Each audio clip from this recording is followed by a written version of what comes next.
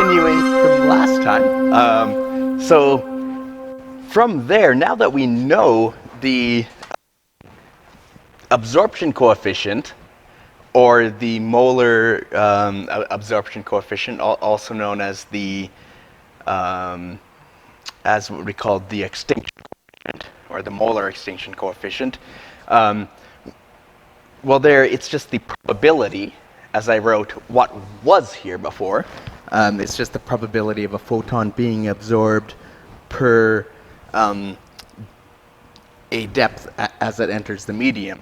So then, as you solve that differential equation, then all you get is that the intensity of the light as it goes into the medium will just follow an exponential decay, following that absorption coefficient times the depth, and then the applied intensity is just the coefficient of that decay. So if you were to treat or apply light inside of a tissue or a body, and you want to find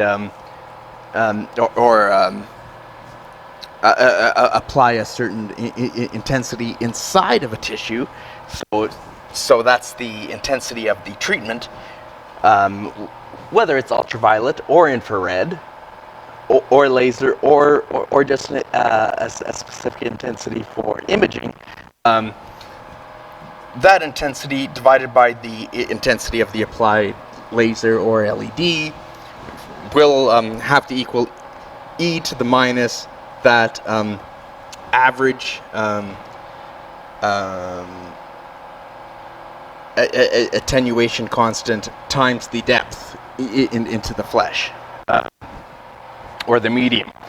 But I put a prime on it and a bar on it, just average over all the cells or matter in the medium. And by that, well, it depends on the extension coefficients or the absorption coefficients. So I just added, well, you average over the absorption coefficients and then add that to, well, the effective sum over the molar masses times the extinction coefficients over the total molar mass. So that's all that is. So then we could go all over all these graphs and add it all up. And they've already done that. Say, for example, in the case of breast tissue, it's been done, and it looks like this. And again, there is what was done was called the so if you do 1 over this, you get the effective penetration depth, in this case in centimeters. That is just the 1 over E value, so effectively it's just 1 over this mu value. So it's when your treatment intensity becomes 1 over E, so 73% less than or 72% less than the applied intensity of the light. And so for breast tissue, this is the visible part of the spectrum, and then this is the infrared, and then this is the ultraviolet, and this is the far infrared, and this is the infrared, and the near infrared, and this is the infrared, and so the near infrared window goes from like 600 to just about 1,300 nanometers, and that's where really you can affect that tissue. Here it depends on the oxygen. It has a bunch of blood in it, but again, usually there's only like less than 10% of blood or hemoglobin in the tissue, composed to the amount of fat and water. So you don't have to worry about the effect of the oxygen. We can fast forward through that. So this remains very consistent this window. And so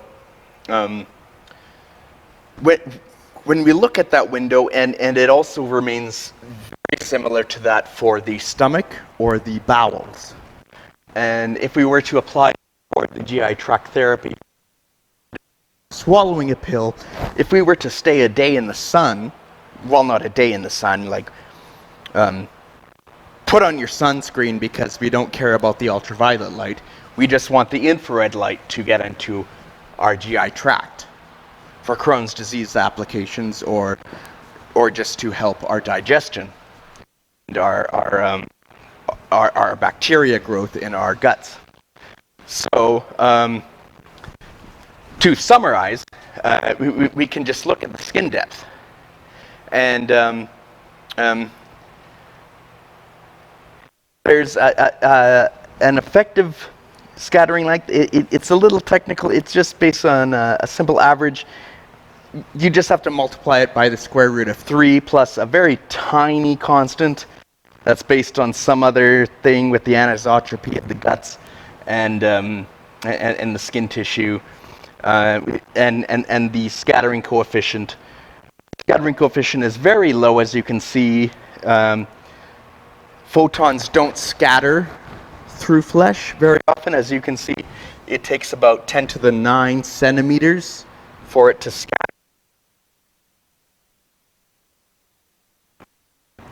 On average, so you don't have to worry about that. So that's just a graph,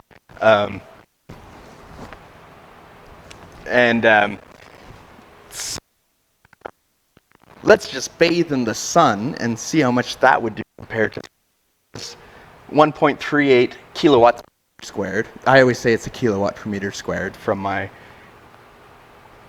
order of magnitude physics class at Caltech. We always assume that. But let's divide it by half, just to ignore the UV light, which is blocked by our skin mostly, and our melanin, for those who have that, or the water or other things that's reflected. Penetration depth at the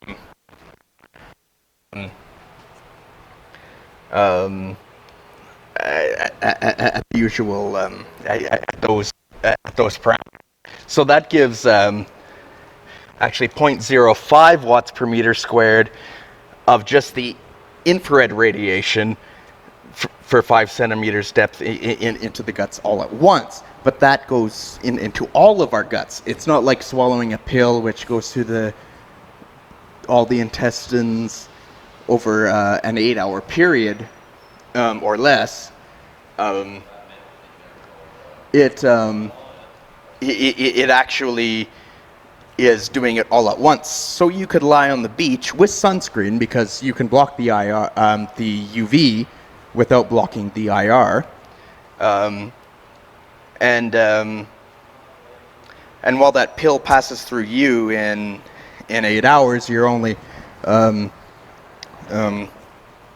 irradiating on average much less of the bacterial cells in your guts. So even though 0.05 watts per meter squared is 1/20th the intensity of that normal IR light of that pill that you're swallowing.